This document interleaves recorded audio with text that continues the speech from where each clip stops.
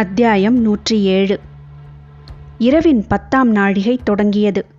மயூர் கிழார் தனது திட்டத்தை முழுமையாக விளக்கினார்.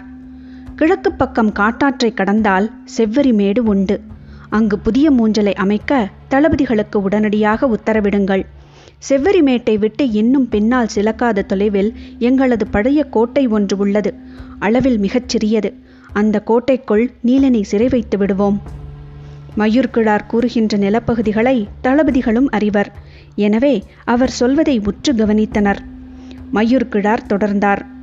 உருமன் குடையின் தலைமையிலான படை இப்போதிருக்கும் மூஞ்சல் பகுதியில் தடுப்பரணை ஏற்படுத்தி நிற்கட்டும். இவற்றிலிருந்து உருக்காத தொலைவில் துடும்பனின் தலைமையிலான படை நிலை கொள்ளட்டும். அதற்கடுத்து காட்டாற்றை கடந்து செவ்வரிமேடு இருக்கிறது. மேட்டில் கருங்கைவாணனும் நானும் நமது படையின் வலிமை கொண்ட பகுதியில் நிற்கிறோம். பரம்புப்படை இங்கிருந்து தாக்குதலை தொடங்கும் போது நமது முன்கள தளபதிகள் சரியான நேரத்தில் பின்வாங்கி காட்டாற்றை நோக்கி அவர்களை இழுத்து வர வேண்டும். அவர்கள் நீலனை மீட்க நமது திசை நோக்கி வந்துதான் ஆக வேண்டும். மிகவும் பள்ளமான நிலப்பகுதியில் ஓடும் காட்டாற்றை கடந்து அவர்கள் மேலேறும் போது நாம் மேட்டு நிலத்திலிருந்து அவர்களின் மீது வலிமையான தாக்குதலை நடத்தி அழித்தொழிக்கலாம். புதிய வெப்பன் உற்சாகமடைந்து கூறினான். நாம் முன்னரே திட்டமிட்டபடி மலையை விட்டு நன்கு தள்ளி களமமைத்து கொண்டால் நாகக்கரட்டின் மேலிருந்து வழிகாட்ட முடியாது. அவர்கள் பெருமளவுக்கு குதிரைகளை இழந்துவிட்டனர். இனி அவர்களின் தொடர்புகள் முற்றிலும் அறுந்துவிடும். இன்றைய போரில் பெரும் எண்ணிக்கையில் வீரர்களை இழந்துள்ள அவர்களை முழுமையாக கொன்றடிக்க இது நல்ல திட்டம். மயூர் கிழார் சொல்லத் தொடங்கும் போதே காரமலையின் உச்சியில் ஒரு சிறு புள்ளியின் அளவுக்கு நெருப்பின் சுடர் தெரிந்தது. பந்தங்களை ஏந்தி ஓரிருவர் நடமாடுகின்றனர் என எண்ணினார். சிறிது நேரத்தில் இங்கொன்றும் அங்கொன்றுமாக மின்னல் வெட்டத் தொடங்கியது. மழை வரும் அறிகுறியாதலால் பேசி முடித்து செயலில் வேகமாக இறங்க வேண்டும் என்றார் சோழவேடன். தளபதி உருமன்குடி சொன்னான். நீலனை சிறை வைக்கப் போகும் பழைய கோட்டைக்கான பாதுகாப்பு என்ன? அந்த கோட்டை மிகவும் வலிமையானது. அங்கு எமது வெங்கல் நாட்டின் தேர்ந்த போர் வீரர்கள் இருக்கிறார்கள். அதற்கு மேல் வேறெதுவும் தேவையில்லை என்றார் மயூர் கிழார். இதை சொல்லிய போது அவரின் கண்களுக்கு காரமலையில் வேறு சில திசைகளில் இருந்து சுடர்விடும் நெருப்பு பந்தங்கள் சிறு புள்ளிகளாய் கீழிறங்கி வருவது தெரிந்தது.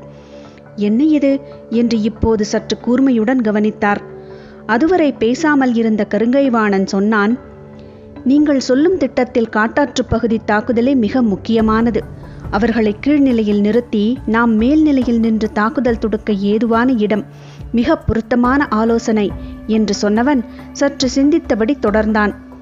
காட்டெருமைகளின் தாக்குதலின் போது நமது யானைப்படையின் பின்புறத்தில் நின்றிருந்த ஒரு பகுதி யானைகள் பாதுகாப்பாய் திரும்பியுள்ளன.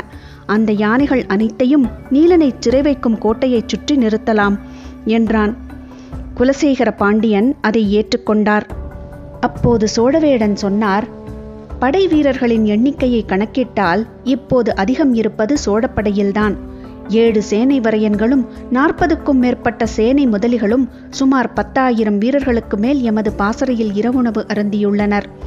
இதை சொல்லும்போது செருக்கின் ஒலி இயல்பாய் மேலெழுந்தது. இந்த எண்ணிக்கையை சொல்வதற்கு காரணமில்லாமல் இல்லை. ஆனால் காரணத்தை வெளிப்படையாகச் சொல்லவில்லை. சோழவேடன் தொடர்ந்தார். நீங்கள் சொன்னபடி உருமன் கொடியின் தலைமையில் பாண்டியப்படையின் ஒரு பகுதி மூஞ்சலில் நிற்கட்டும். துடும்பனின் தலைமையில் சேரற்படையின் ஒரு பகுதி 2ஆம் நிலையில் தடுப்பரணை ஏற்படுத்தி நிற்கட்டும். எமது முழு படையையும் செவ்வரிமேட்டின் மேற்கு பகுதியில் ஏற்றி நிறுத்துகிறேன். இது போக மற்ற 2 படைகளின் பகுதிகளும் செவ்வரிமேட்டில் நிற்கட்டும் என்றார். இதுவரை வில்படை, வாழ்படை, தேர்ப்படை என்ற படை தொகுப்புகளுக்குள் மூவேந்தர்களின் வீரர்களும் இணைந்திருந்து தாக்குதல் நடத்தினர். ஆனால் முதன்முறையாக மூவேந்தர்களின் படைகளும் தனித்தனியாக அணிவகுத்து நிற்போம் என வலிமையான குரலில் சொன்னார் சோழவேடன். அதற்கு காரணம் இன்று மூஞ்சலின் மீது நடந்த தாக்குதலில் ஒருங்கிணைப்பு இல்லாததால் ஏற்பட்ட பேரிழப்புதான். குறிப்பாக புதிய வெப்பனின் உத்தரவுகள் மற்ற படையணிகளுக்கு குழப்பத்தையே உருவாக்கின. எனவே அதிக எண்ணிக்கையை கொண்ட வீரர்களின் படையணியான தனது அணியை தேவையில்லாமல் இழப்புக்கு உள்ளாக்கிவிடக்கூடாது என்ற சிந்தனையோடு சோழவேடன் இதைச் சொன்னார். இதை வெளிப்படையாக விவாதிக்க முடியாது. இதே காரணம் ஏற்கனவே குலசேகர பாண்டியனுக்கும் சொல்லப்பட்டு விட்டது. மூஞ்சலுக்குள் 3 சிறப்பு படைகளையும் ஒரே நேரத்தில் உள்ளே நுழைய ஆணையிட்டதால் தாக்குதலில் ஒருங்கிணைப்பு துளியும் இல்லாமல் போனதை அவர் நன்கு அறிவார். எனவே இதை மறுத்து உரையாட அவரோ மற்ற யாருமோ ஆயத்தமாக இல்லை. எல்லோரும் திட்டத்தை ஏற்றுக்கொண்டனர். மழை சடசடவென இறங்கத் தொடங்கியது. இடியோசை காரமலை எங்கும் எதிரொலித்தது. வேந்தர்களின் தேர்கள் விரைந்து மூஞ்சலை நோக்கிச் சென்றன. இறந்த வீரர்களின் உடல்களை அப்புறப்படுத்தும் வேலை முடிந்தபாடில்லை. ஆனால் மழை பெய்யத் தொடங்கிவிட்டதால் தங்குவதற்கு அருகில் வேறு இடம் எதுவும் இல்லை. எனவே பாதிப்படையாமல் இருக்கும் குலசேகர பாண்டியனின் கூடாரத்தில் ஐவரும் நுழைந்தனர். தளபதிகளோ பேசப்பட்ட திட்டத்தின் அடிப்படையில் உடனடியாக வேலையை தொடங்கினர். இரும்பு சட்டகத்தால் ஆன கூட்டு வண்டியில் நீலனை ஏற்றினர். வாழ்படை தளபதி மாகநகனின் தலைமையிலான படை அவனை செவ்வரிமேட்டுக்கு அப்பால் இருக்கும் பழைய கோட்டைக்கு கொண்டு சென்றது. தொடங்கும் போதே மழையின் வேகம் யாவரையும் மிரட்டியது. காரமலையில் மின்னலும் இடியும் விடாது இறங்கின. நீலனை வெளியேற்றிய பிறகு அவன் இருந்த கூடாரத்துக்குள் தளபதிகள் அனைவரும் வந்து நுழைந்தனர். அவர்களைத் தொடர்ந்து அமைச்சர்களும் உள்ளே நுழைந்தனர். காற்றின் வேகம் அதிகமாக இருந்ததால் கூடாரங்களின் ஆட்டமும் அதிகமாக இருந்தது. உள்ளே நுழைந்த சிறிது நேரத்தில் கருங்கைவாணன் கேட்டான், நீலன் இந்த கூடாரத்தில்தான் இருந்தான் என்பதை இரவாதனின் படையினர் எப்படி கண்டறிந்தனர்? யாரிடமும் பதில் இல்லை. மயூர்கிழார் கூடாரத்தின் வாசல் வழியே வெளியில் எதையோ பார்த்து கொண்டிருந்தார். தான் கேட்பது மழையின் ஓசையால் அவரின் காதில் விழவில்லையோ என எண்ணிய கருங்கைவாணன் அவரின் தோள் தொட்டு மீண்டும் கேட்க முற்பட்ட போது மயூர்கிழார் கையை வெளியில் நீட்டி எதையோ காட்டினார். எதை காட்டுகிறார் என தலையை நீட்டி எட்டி பார்த்தான் கருங்கைவாணன். அவனுக்கு எதுவும் தெரியவில்லை. எதை காட்டுகிறீர்கள் என கேட்டான். அங்கே பாருங்கள், தீப்பந்தங்களை எடுத்துக்கொண்டு சிலர் மலையை விட்டு கீழிறங்கி வந்து கொண்டிருக்கின்றனர். கொட்டும் மழையில் தீப்பந்தங்களை எப்படி ஏந்தி வர முடியும் என கேட்டான் கருங்கைவாணன். எனக்கும் விளங்கவில்லை. ஆனால் பந்தங்கள் முன்னோக்கி நகர்ந்து வந்து கொண்டிருக்கின்றன என்று சொன்னவர், வாருங்கள் பரன் மீது ஏறி நின்று பார்ப்போம் என்று கூறி உடனடியாக கூடாரத்தை விட்டு வெளியில் வந்தார். அவரை தொடர்ந்து கருங்கைவாணனும் வெளியேறினான். இருவரும் குதிரையில் ஏறி பாய்ந்து சென்றனர். மற்ற தளபதிகளுக்கு தலைமை தளபதிகளை தொடர்ந்து வருவதா அல்லது கூடாரத்துக்குள்ளே இருப்பதா என தெரியவில்லை. சரி, நாமும் போவோம் என உருமன் கொடியும் துடும்பனும் அவர்களை தொடர்ந்தனர். அமைச்சர்கள் மட்டும் கூடாரத்திலேயே இருந்தனர். பாண்டிய அமைச்சன் ஆதிநந்திக்கு கருங்கைவாணன் எழுப்பியது மிக முக்கியமான கேள்வி என்றும் அதை கண்டறியவில்லை என்றால் நீலன் இருக்கப் போகும் செவ்வரிமேட்டின் பழைய கோட்டையையும் பரம்பினர் கண்டறிந்து விடுவர் என்றும் தோன்றியது. ஆனால் இதை பற்றி உரையாட தளபதிகள் யாரும் இல்லை. எல்லோரும் வெளியில் போய்விட்டனர். தளபதிகள் பரன் அடிவாரத்துக்கு வந்து சேர்ந்தனர். காற்றோடு மழை பெய்வதால் பரன் ஆடியபடி இருந்தது. மேலே ஏறுவது பாதுகாப்பானதா என ஒரு கணம் சிந்தித்தார். 3 நாட்களுக்கு முன்பு வீசிய பேய்காற்றையே தாங்கிய பரன் இந்த காற்றுக்கு ஒன்றும் ஆகிவிடாது என சிந்தித்தபடியே வேக வேகமாக மேலேறினார். அவரை தொடர்ந்து கருங்கைவாணனும் மேலேறினான். மற்ற 2 தளபதிகளையும் கீழேயே நிற்கச் சொன்னார் மயூர்கிழார். பரன்மேல் நாழிகை வட்டில் கவிழ்ந்து கிடந்தது. திசைவேடரின் குருதி முழுவதையும் மாமழை கழுவி தீர்த்தது. தளபதிகள் மேலேறிய போது அவர்களின் கால்களில் மிதிபட குருதியின் உலர்ந்த தடம் கூட பரன்கட்டைகளில் இல்லை. மேலேறிய இருவரும் மேற்கு பக்கமாக திரும்பி பார்த்தபடி நின்றனர். கருங்கைவாணனின் கண்களுக்கு முதலில் எதுவும் தெரியவில்லை. மழை உரத்து பெய்தது. மயூர்கிழார் கை நீட்டி கத்திச் சொன்னார். ஆனாலும் அவனுக்கு புலப்படவில்லை. இடதுபுறமிருந்து வாழ் வீசுவது போல மின்னல் ஒன்று நாகக்கரட்டை வெட்டி இறங்கியது. வெளிச்சத்தில் தட்டியங்காடு முழுக்க ஒளியால் பளிச்சிட்டு மறைந்தது. அந்த கணத்தில்தான் கருங்கைவாணன் பார்த்தான். நாகக்கரட்டின் மேலிருந்து குதிரைப்படை ஒன்று தட்டியங்காட்டின் வலதுபுறம் நோக்கி கீழிறங்கிக் கொண்டிருந்தது. பரன் இதுவரை இல்லாத அளவுக்கு ஆடியது. கீழே நின்றிருந்த உருமன் கொடியும் துடும்பனும் வீரர்களை அழைத்து பரனின் கால்களை இறுக பற்றி கொள்ளச் சொன்னார்கள். ஆனால் மேலே நின்றிருந்த இருவரும் பரன் ஆடுவதையோ இடியோசையோடு மழை முன்னிலும் அதிகமாக பொழிவதையோ கவனம் கொள்ளவில்லை. அவர்களின் கவனமெல்லாம் கொட்டும் பேய் மழையில் தீப்பந்தம் எப்படி எரிந்து கொண்டிருக்கிறது என்பதுதான். வருவது மிகச்சிறிய படைதான். அதனால் பெரிய தாக்குதலை நடத்திவிட முடியாது. ஆனால் ஏன் அவர்கள் வந்து கொண்டிருக்கிறார்கள்? எல்லோர் கைகளிலும் பந்தம் இருக்கிறது. எதை எரியூட்ட வருகிறார்கள் என சிந்தித்தபடி நின்றனர். நள்ளிரவு 15ஆம் நாழிகை முடிவரும் நேரம். எதிரிகளின் செயல்களை உற்று பார்த்தபடி நீண்ட நேரம் நின்று கொண்டிருந்தனர். மனதுக்குள் பெரும் குழப்பம் நிலவிக் கொண்டிருந்தது. சோழப்படையின் பாசறைதான் அந்த திசையில் முதலாவதாக இருக்கிறது. நாகக்கரட்டில் இருந்து கீழிறங்கிய வீரர்கள் நேராக அந்த பாசறைகளை நோக்கி போகின்றனர். இவ்வளவு சிறிய படையினர் 10,000 வீரர்கள் இருக்கும் சோழர்களின் பாசறையை தாக்கப் போகிறார்களா? கேள்வியை எழுப்பியபடி நிலைமையை உற்று கவனித்துக் கொண்டிருந்தனர்.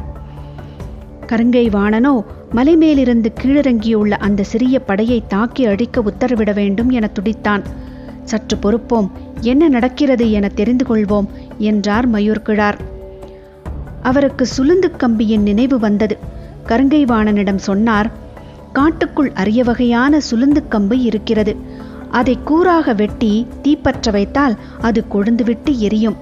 காற்றாலும் மழையாலும் அதை அணைக்க முடியாது. குச்சியை கீழே போட்டு அதன் மேல் மண்ணள்ளி கொட்டினால் மட்டுமே அணைக்க முடியும் என்றார். கீழிறங்கிய பரம்பு நாட்டு குதிரை வீரர்கள் பாசறையை நெருங்கிவிட்டனர் என்பது தெளிவாக தெரிந்தது. அவர்கள் 2 பிரிவுகளாக பிரிந்து பாசறையின் 2 பக்கங்களிலும் சுற்றுவதை பந்தச்சுடர்கள் நகரும் வழிகளில் இருந்து புரிந்து கொள்ள முடிந்தது. சோழப்படையின் பெரும் பாசறை அதுதான். அங்கு காவல் வீரர்கள் இருப்பர். ஆனாலும் மழை கொட்டும் இந்த நள்ளிரவில் விழிப்போடு இருப்பார்களா என்பது ஐயமே. நாம் முரசொலி எழுப்பி கவனப்படுத்துவோமா என கேட்டான் கருங்கை வாணன்.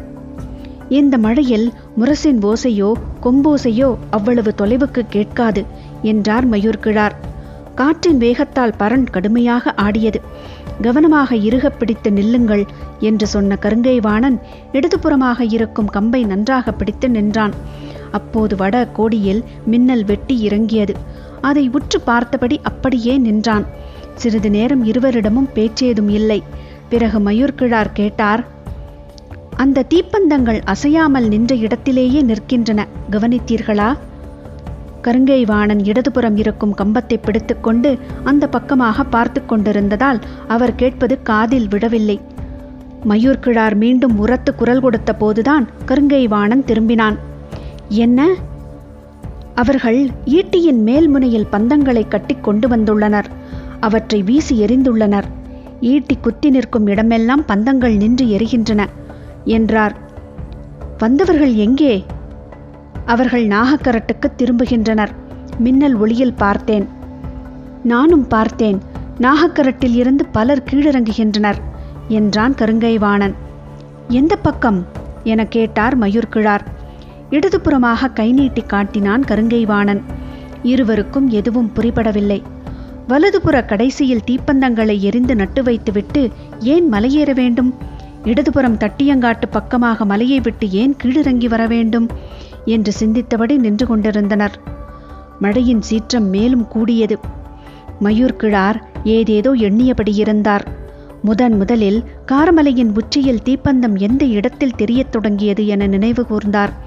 மனதில் ஐயம் ஒன்று மேலெழும்பியது. அதன் பிறகு அவரிடமிருந்து பேச்சேதும் வெளிவரவில்லை. ஏன் ஏதும் சொல்லாமல் நிற்கிறார் என கருங்கை வாணனுக்கு புரியவில்லை. உள்ளுக்குள் பரவிய நடுக்கம் அவரை எளிதில் பேச அனுமதிக்கவில்லை. சற்று நேரம் கழித்துச் சொன்னார், அவர்கள் அனலி இருக்கும் குகைகளில் இருந்து நெருப்பை ஏந்தி வந்திருப்பார்களோ என அஞ்சுகிறேன். அனலி என்றால் என கேட்டான் கருங்கை வாணன். நெருப்பு பூச்சி. உச்சிமலையின் அடர் குகைக்குள் இருக்கும் நெருப்பை பார்த்தால் அதை தொடர்ந்து அப்படியே வந்துவிடும். அதன் ரீங்கார ஓசை பல்வேறு நச்சுப்பூச்சிகளை கவர்ந்தெடுக்கக்கூடியது. அந்த அனலிகள் இருக்கும் குகைகளில் இருந்து எடுத்து வரப்பட்ட தீப்பந்தங்கள் அவை. அந்த பந்தங்களின் தொடர்ச்சியாக பல்லாயிரம் பூச்சிகள் இந்நேரம் அங்கே வந்திருக்கக்கூடும். எல்லாம் பந்தத்தை சுற்றி இருளுக்குள் பறந்து கொண்டிருக்கும். அந்த இடத்தில் உயிரினங்களின் நடமாட்டம் இருப்பதை அவை அறிந்தால் கொடும் தாக்குதலை நடத்தும். நம் வீரர்கள் பாசறையில் இருந்து வெளிவரத் தொடங்கியதும் அங்கு நடக்கப் போவதை என்னால் கற்பனை செய்து கூட பார்க்க முடியவில்லை. ஏன் அவ்வளவு மோசமான விளைவுகள் ஏற்படும் என்று அஞ்சுகிறீர்களா? அநேகமாக சோழர் பாசறையிலிருந்து 10ல் 1 வீரன் கூட தப்ப முடியாது. அனலிப்பூச்சி கடிக்க வேண்டாம், மேலே பட்டாலே போதும், மொத்த உடலும் தீப்பிடித்து எரிவதைப் போல துடிதுடிக்கத் தொடங்கும். இதை அவர் சொல்லிக் கொண்டிருக்கும் போதே வெங்கல் நாட்டு திசையில் இருந்து குதிரையில் இருவர் வேகமாக வந்து சேர்ந்தனர். கொட்டும் மழையின் வேகத்தால் வந்திருப்பது யாரென தெரியவில்லை. பரணின் கீழே இருந்த தளபதி உருமன் கொடி பரன் மேலே பார்த்தபடி மயூர்கிழாரை தேடி வந்துள்ளனர் என்று உரத்த குரலில் கத்தினான். அவர்களில் ஒருவனை மட்டும் மேலே அனுப்பு என்றார் மயூர்கிழார். ஒருவன் மட்டும் மேலேறி வந்தான். அவன் போரில் ஈடுபடாத 6 ஊர் ஒற்றர்களில் முக்கியமானவன். மயூர்கிழாரால் அந்த பணிக்கு நியமிக்கப்பட்டவன். மேலேறிய வேகத்தில் சொன்னான், அவர்கள் அனலியை இறக்கிவிட்டார்கள். அப்படித்தான் இருக்கும் என கணித்தேன். அனைவரும் உடனடியாக இந்த நிலத்தை விட்டு வெளியேறுவது நல்லது என்று சொன்னவன், அது மட்டுமல்ல, பாண்டியர் படையின் பாசறையைச் சுற்றி எண்ணற்ற ஈட்டிகளை எறிந்துள்ளனர். பாண்டிய வீரர்களின் பாசறை சோழப்படைக்கு கீழ்ப்புறமாக இருப்பதால் இங்கிருந்து பார்ப்பது கடினம். எனவே பரண்மேல் இருந்தவர்களுக்கு அது பற்றி தெரியவில்லை. பந்தத்துடனா என பதற்றத்துடன் கேட்டார் மயூர்கிழார். இல்லை, பந்தம் இல்லாமல் தான் ஈட்டிகள் மண்ணில் குத்தி நிற்கின்றன. வெறும் ஈட்டியை ஏன் எறிந்துள்ளனர்? அதை அருகில் சென்று பார்த்தால்தான் தெரியும். ஆனால் அருகில் சென்று பார்க்க நம் வீரர்கள் மிகவும் அஞ்சுகின்றனர். ஆனால் என்னவாக இருக்கும் என்று வீரன் ஒருவன் சொன்னான். என்ன சொன்னான்? இருள்வேல மரத்தின் அடியில் இருந்து உருவாகும் சிவப்பு நிற பிசின் ஈட்டி முழுவதும் தடவப்பட்டிருக்கலாம். அது மழைக்கு கரையாது என்று சொல்லி நிறுத்தி கொண்டான். மயூர்கிழார் உறைந்தார். அந்த பிசினால் என்ன ஆபத்து என கேட்டான் கருங்கை வாணன். இரவில் ஆபத்தேதுமில்லை. ஆனால் பொழுது விடியத் தொடங்கியதும் காரமலை முழுவதிலும் இருக்கும் பறக்கும் அட்டைகளும் கொம்பு தூக்கி வண்டுகளும் பிசின் வாடைக்கு அங்கு வந்துவிடும். எதிர்ப்படும் மனிதர்கள் யாரும் தப்புவது எளிதல்ல. கொம்பு தூக்கி வண்டின் உடலெல்லாம் முள்ளம்பன்றி போல சின்னஞ்சிறிய கொம்புகள் பல்லாயிரம் உண்டு. ஒரு கொம்பு மனிதனின் மீது பட்டால் போதும், விரல்கள் ஒவ்வொன்றும் கையளவு பருத்துவிடும். 1 மாதம் ஆனாலும் அவனால் எதுவும் செய்ய முடியாது என்று சொல்லிக் கொண்டிருக்கும் போதே பரணின் கீழே ஏதோ சத்தம் கேட்டது. என்னவென்று எட்டி பார்த்தார் மயூர்கிழார். வெங்கல் நாட்டு அரண்மனையின் தலைமை ஒற்றன் மேலே அனுமதிக்கச் சொல்லி சத்தம் கொடுத்து கொண்டிருந்தான். அவனை மேலே அனுப்பு என கத்தினார் மயூர்கிழார். அவரின் ஓசை எதுவும் கீழே கேட்கவில்லை. கையசைவை வைத்து புரிந்து கொண்ட உருமன் கொடி அவனை மேலே அனுப்பினான். காற்றும் மழையும் இவ்வளவு அதிகமாக இருக்கும்போது ஏன் இவரையும் மேலே அனுப்பச் சொல்கிறார் என கோபப்பட்டான் உருமன் கொடி. அவன் ஏறும் வேகமே பரனை எதிர் திசையில் ஆட்டுவது போல் இருந்தது. பதற்றத்தின் உச்சத்தை அவனது உடலின் வேகம் சொல்லியது. படியில் ஏறும்போதே சத்தமாகச் சொன்னான், பரம்பின் 12 குடிகளும் கீழிறங்கிவிட்டன. என்ன சொல்கிறாய் என கேட்டார் மயூர்கிழார். ஆம், 4 குடிகளை தவிர பரம்பில் அடைக்கலமான 12 குடிகளும் இறங்கித் தாக்க பாரி அனுமதி அளித்து விட்டான். தலைமுறை தலைமுறையாக மூவேந்தர்களின் மீதிருக்கும் பகை தீர்க்க எல்லோரும் மலையை விட்டு கீழிறங்கிவிட்டனர். அப்போது பேரோசையோடு வெட்டி இறங்கிய மின்னல் ஒளியில் மயூர்கிழாரின் முகத்தை பார்த்தான் கருங்கை வாணன். அதன் பிறகு அவன் வாய் திறக்கவே இல்லை. வந்தவன் சொன்னான், வெங்கல் நாட்டினர் எல்லோரும் வெளியேறிவிடுங்கள் என 6 ஊர்க்காரர்களிடமிருந்து செய்தி வந்துள்ளது. இனி இந்த மண்ணில் மிஞ்சப்போவது யாரும் இல்லை, உயிர் பிழைத்துக் கொள்ளுங்கள் என்று பரம்பின் செய்தி பரவிக்கொண்டிருக்கிறது. காற்றின் வேகத்தால் தான் நாம் ஆடுகிறோமா அல்லது உடலின் நடுக்கமா என்ற ஐயம் எழத் தொடங்கியது. முடிவை காலம் தாழ்த்தாமல் எடுங்கள் என்று கத்தினான் 2வதாக வந்தவன். காற்றின் வேகத்தை எதிர்கொள்ள முடியாமல் பின்புறமாக திரும்பி அந்த பக்கம் இருக்கும் கம்பத்தை இறுகப் பற்றினார். எதிரில் வெகு தொலைவில் மூஞ்சல் தெரிந்தது. குலசேகர பாண்டியனின் கூடாரத்தின் முன் கண்ணாடி கூடுகளால் ஆன பெரு விளக்குகள் ஒளி சிந்தி கொண்டிருந்தன. பார்த்த கணத்தில் ஆபத்து புரியத் தொடங்கியது. பெரும் குரலில், விளக்கை அணையுங்கள் என்று கத்தினார். மழையின் ஓசையில் பக்கத்தில் இருப்பவர்களுக்கு கூட அது கேட்கவில்லை. கடைசியாக மேலேறியவனை விட 2 மடங்கு வேகத்தில் கீழே இறங்கினார் மயூர்கிழார். அவரை தொடர்ந்து அனைவரும் இறங்கினர். இறங்கிய வேகத்தில் குதிரையின் மேலேறி மூஞ்சலை நோக்கி விரைந்தார். மற்றவர்களும் அவரின் பின்னால் குதிரையை விரட்டிக் கொண்டு வந்தனர். விளக்கொளியின் அபாயத்தால் துடித்தது மயூர்கிழாரின் உடல். குதிரையை விடாது அடித்து விரட்டினார். மூஞ்சலை நெருங்கிய போதே பெரும் குரலில் கத்தினார், விளக்கை அணையுங்கள், விளக்கை அணையுங்கள். மூஞ்சலில் குலசேகர பாண்டியனின் கூடாரத்தை சுற்றி மூவேந்தர்களின் மெய்க்காவல் படை வீரர்கள் நின்றிருந்தனர். மயூர்கிழாரின் ஓசை கேட்டதும் ஏதோ ஆபத்தென்று புரிந்து கொண்டு விளக்கின் ஒளியை குறைத்தனர். முழுமையாக அணையுங்கள் என்று கத்தியபடி குதிரையை விட்டு தவ்வி இறங்கினார். மெய்க்காவல் வீரன் ஏதோ சொல்ல வந்தான். ஆனால் அதை கேட்கும் நிலையில் மயூர்கிழார் இல்லை. இறங்கிய வேகத்தில் அருகில் இருந்த ஈட்டியை எடுத்து விளக்குகளின் கண்ணாடிகளை அடித்து நொறுக்கினார். விளக்கொளி முழுமுற்றாக விழுந்து அணைந்தது. கண நேரத்தில் என்ன நடக்கிறது என புரிந்து கொள்வதற்குள் எங்கும் இருள் சூழ்ந்தது. மெய்க்காவல் தளபதி ஏதோ தவறு நடக்கப் போகிறது என மயூர்கிழாரை நோக்கி குரல் உயர்த்தி நெருங்கி வரும்போது கருங்கைவாணன் கத்திக்கொண்டே வந்து சேர்ந்தான். அவனது குரல் கேட்டுத்தான் வீரர்கள் அமைதியாயினர்.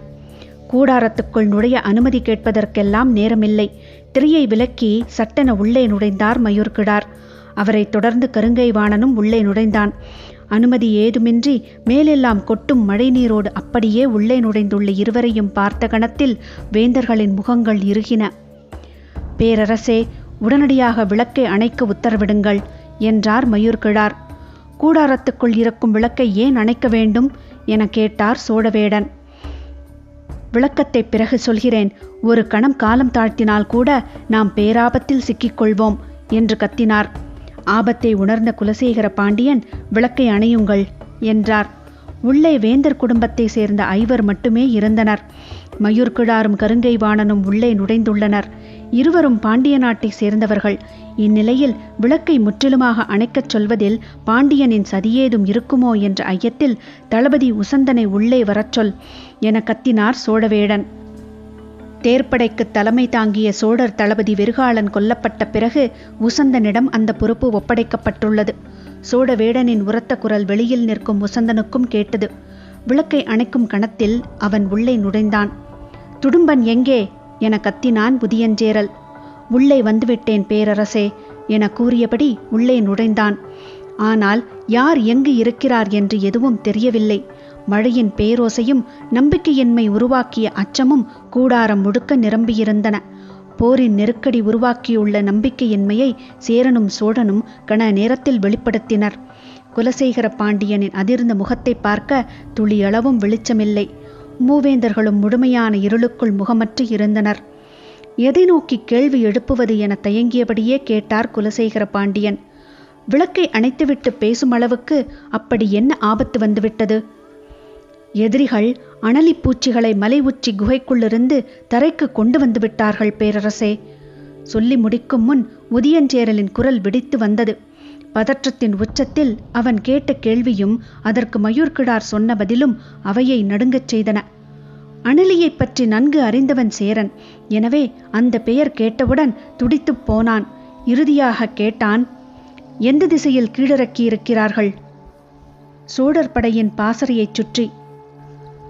சொல்லும் வரை இந்த அவையில் அது உருவாக்கப் போகும் விபரீதத்தை மயூர்கிழார் சிந்திக்கவில்லை. உதியஞ்சேரலும் மயூர்கிழாரும் வெளிப்படுத்திய பதற்றம் இப்போது செங்கனச்சோழனுக்கும் சோழவேடனுக்கும் பரவியது. எம் போர் வீரர்களின் பாசறை ஆபத்தில் மாட்டிக்கொண்டதா? செங்கனச்சோழனின் கேள்விக்கு யாரும் பதில் சொல்லவில்லை. எங்கு நிற்கிறீர்கள் மயூர்கிழாரே, பதில் சொல்லுங்கள் என இருட்டுக்குள் கத்தினான் செங்கனச்சோழன்.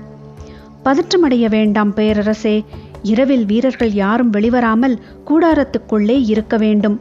பொழுது நன்றாக விடிந்து கதிரவன் ஒளி காய்ந்து இறங்கும் வரை அனலி ஆற்றலோடு இருக்கும். உச்சிவையில் ஏறிய பிறகு அதன் வேகம் குறையும். ஆனால் அதுவரை வீரர்கள் யாரும் கூடாரத்தை விட்டு வெளிவரக்கூடாது என்றான். இரவின் இறுதி 5 நாழிகையிலே பாசறையில் வேலைகள் முழுமையாக தொடங்கிவிடுமே. பொழுது விடியத் தொடங்கும் போதே எல்லா வீரர்களும் கூடாரம் விட்டு வெளியில் வந்து விடுவார்களே. ஆம், அதை தடுப்பது எப்படி என்று உடனடியாக சிந்திக்க வேண்டும் என்று சொல்லிய வேகத்தில் மயூர்கிழார் சொன்னார், பேரரசே, இதை போன்றதோர் ஆபத்து பாண்டிய படையின் பாசறைக்கும் நிகழ்ந்துள்ளது. என்ன சொல்கிறாய் நீ என்று அடிக்குரலில் இருந்து வெளிவந்தன குலசேகர பாண்டியனின் சொற்கள். ஆம் பேரரசே, இருள்வேல மரத்தின் சிவப்பு நிற பிசிந்தடவிய ஈட்டியை நம் வீரர்கள் தங்கியுள்ள பாசறையைச் சுற்றி எரிந்துள்ளனர். பொழுது விடிந்தால் காரமலை முழுவதிலும் இருக்கும் பறக்கும் மட்டைகளும் கொம்பு தூக்கி வண்டுகளும் பிசின்வாடைக்கு கீழிறங்கிவிடும். அதன் பிறகு எதிர்ப்படும் மனிதர்கள் கடும் தாக்குதலில் மாட்டிக்கொள்வார்கள். பதற்றத்தின் உச்சிக்கு போனான் புதிய விற்பன். என்ன சொல்கிறீர்கள் மயூர்கிழாரே? நம் வீரர்களை காக்க என்ன வழி? விடிவதற்குள் வீரர்கள் அனைவரையும் பாசறைக்குள்ளிருந்து வெளியேற்ற வேண்டும். சொல்லிக்கொண்டே இருக்கும் போதுதான் பேசப்படும் சொற்கள் எவ்வளவு பெரிய சிக்கலை உருவாக்கப் போகின்றன என்பதை மயூர்கிழாரால் சிந்திக்க முடிந்தது. சோழர்களின் பாசறையும் பாண்டியர்களின் பாசறையும் ஒரு காத இடைவெளியில்தான் இருக்கின்றன. இங்கு இரவோடு இரவாக வீரர்கள் வெளியேறினால் அது ஏற்படுத்தும் ஓசை சோழர்களின் பாசறைக்கு நன்கு கேட்கும். அரவம் கேட்டு ஒரு வீரன் பார்த்தால் போதும், ஏதோ ஆபத்து, அதனால்தான் பாண்டிய வீரர்கள் பாசறையை விட்டு வெளியேறுகிறார்கள் என நினைத்து கண நேரத்தில் மொத்த வீரர்களும் வெளியேறி விடுவார்கள். அந்நிலை ஏற்பட்டால் அனலிப்பூச்சிகளுக்கு மிஞ்சப் போவது யாரும் இல்லை. பேரரசரின் கூடாரத்தை விட்டு வெளியில் நின்றிருந்தான் உருமன்கொடி. அவன் அருகில் அடுத்த நிலை தளபதிகளும் மெய்காப்பாளர்களும் நின்றிருந்தனர். கொட்டும் மழையின் ஓசையை விஞ்சி வெளியில் கேட்டது கூடாரத்துக்குள் வேந்தர்கள் பேசிக்கொள்ளும் ஓசை. வெளியில் நிற்கும் மெய்க்காவல் படை தளபதிகளுக்கு என்ன செய்வதென்று புரியவில்லை. விளக்குகள் முற்றிலும் அணைக்கப்பட்ட இருளுக்குள் வேந்தர்கள் மிகுந்த சினத்தோடு உரையாடிக் கொண்டிருக்கின்றனர். அது ஆபத்தை ஏற்படுத்திவிடும் என அஞ்சினர். ஆனால் அரசு உத்தரவின்றி உள்ளே போக முடியாது. குழப்பத்தில் செய்வதறியாது நின்றனர். அப்போது பாண்டிய நாட்டு ஆபத்துதவிகளின் தலைவன் சொன்னான், 3 பேரரசுகளின் தலைமை மெய்க்காவலர்களும் ஒன்றாக உள்ளே செல்வோமா? சோழ பேரரசின் மெய்க்காவல் படையான வேளக்கார படையின் தலைவன் சரி என்று சொன்னான். ஆனால் சேர மன்னனின் மெய்க்காவல் படையான காக்கு வீரர்களின் படைத்தலைவனிடமிருந்து மட்டும் பதில் வரவில்லை. காலம் கடந்து கொண்டிருந்தது. அப்போது பாண்டிய நாட்டு ஆபத்துதவிகளின் தலைவன் மீண்டும் கேட்டான், ஏன் நீங்கள் மட்டும் பேசாமல் இருக்கிறீர்கள்? தட்டியங்காட்டை பார்த்தபடி நின்று கொண்டிருந்த காக்கு வீரர்களின் படைத்தலைவன் சொன்னான், தட்டியங்காட்டை நோக்கி உற்று பாருங்கள். அவன் சொன்னதும் அந்த திசை நோக்கி அனைவரும் உற்று பார்த்தனர். கொட்டும் மழையில் இரவின் இருளுக்குள் இருந்து எதுவும் புலப்படவில்லை. ஒன்றுமில்லையே என்று சொல்லியபடி இடதுபுறமாக திரும்பும்போது நீளமாய் பிளந்து இறங்கிய அடர்மஞ்சள் மின்னல் ஒளியில் தட்டியங்காடு முழுவதும் ஒளிர்ந்தது. அவ்வளவு நேரமும் தங்கள் தளபதிகள் நின்றிருந்த பரணின் மேல் வீரர்கள் சிலர் ஈட்டி ஏந்தி நின்றிருந்தனர். அதன் அடிவாரத்திலிருந்து ஆவேசம் மிக்க பரம்பு வீரர்கள் பாய்ந்து வந்து கொண்டிருந்தனர். எதிரிகள் வந்து கொண்டிருக்கிறார்கள் என்று மெய்க்காப்பாளர்கள் பேரோசை எழுப்பிய போதுதான் கூடாரத்துக்குள் இருந்தவர்களுக்கு ஆபத்து புரியத் தொடங்கியது.